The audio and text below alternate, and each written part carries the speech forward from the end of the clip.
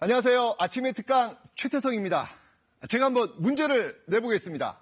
국보 제151호이면서요. 다니엘 왕조로는 세계 최대의 역사책입니다. 유네스코도 기록문화유산의 가치성을 인정해 이 책을 세계 기록유산으로 지정합니다. 이 책은 무엇일까요? 네, 바로 조선왕조실록입니다. 이 조선왕조실록이 왜 대단하냐면요. 이 다니엘 왕조시기 정치, 경제, 사회, 문화 방면의 그 세세한 내용을 모두 기록해 놓았다라는 점이 첫 번째고요. 또 다른 하나는 무엇보다도 이 신뢰도가 높다는 겁니다. 이 편찬 과정에서요. 이 편집의 독립성과 이 기록에 관한 비밀이 보장되었기 때문인데요.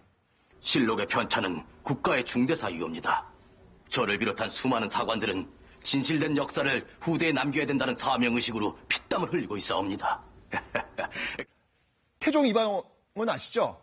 조선 3대 임금 태종은요, 이 두 차례 왕자의 난을 통해 이 형제들까지 막 사륙하면서 왕위에 올랐던 인물입니다. 그의 권력은 하늘을 찌릅니다. 카리스마가 막 엄청난 왕이었죠. 그런 그가 어느 날 사냥을 합니다. 이 원체 활동적이라서요, 이 궁에 머물러 책 읽는 것보다는요, 이 밖에서 말을 내몰면서 이 사냥하는 걸 굉장히 좋아했거든요. 아이고, 그런데 이게 웬일인가요? 그만 말에서 떨어져요. 다친 데는 없었는데요. 이 왕의 채통이 말이 아니었겠죠. 태종 이방원은 막 급히 일어나가지고 좌우를 둘러보면서요, 자신이 말에서 떨어진 사실을 발설하지 말고 특히 사관이 알지 못하게 하라 라고 이야기를 합니다. 좀 창피하니까요. 사관이 누구냐고요? 이 사관은요, 이 왕의 옆에서 또는 이 왕을 따라다니면서 이 왕의 일거수일투족을 모두 기록해 역사로 남기는 관리입니다.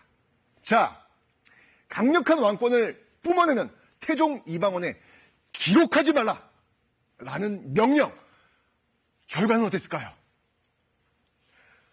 놀랍게도 태종의 낙마 사실은 정확하게 기록이 됩니다. 그것도요, 사관이 알지 못하게 하라 라는 그 태종의 말까지도 태종실록 제7권에 고스란히 남아 있습니다. 대단하죠?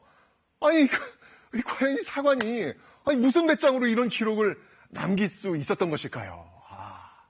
다음 사례를 보시면 그 답이 나옵니다. 세종시대 이야기입니다. 이 세종이 그 태종의 이 실록을 좀 보여달라고 요구를 하죠. 태종은 이 국왕이 되기 위해서 이 친형제들을 죽였고, 이 왕이 된 이후에도요, 이 권력을 지키기 위해 더욱더 많은 사람들을 죽였는데, 이 아버지 태종에 대한 사관들의 평가가 이 세종은 너무 궁금했던 거예요.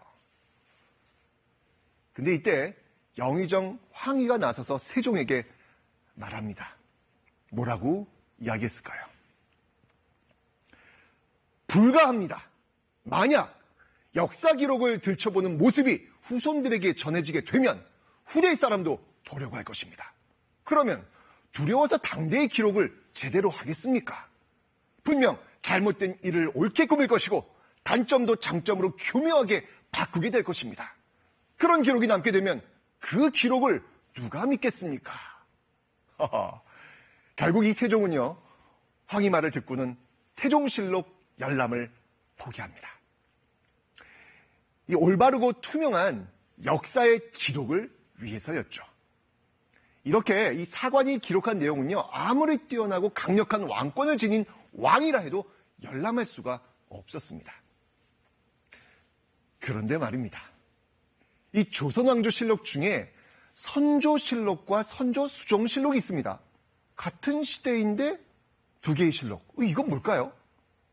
이 선조실록은요, 북인당이 집권할 당시 쓰여진 실록입니다.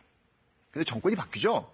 북인당에서 서인당으로 바뀝니다. 이때 서인당이 선조시대의 역사를 자신들의 입장에서 다시 서술합니다. 이게 바로 선조실록을 수정했다 해서 선조수정실록입니다. 역사란 승리한 자의 기록이라는 말도 있으니까 주관적일 수 있습니다. 근데 전 여기서 주목하고 싶은 것이 있습니다.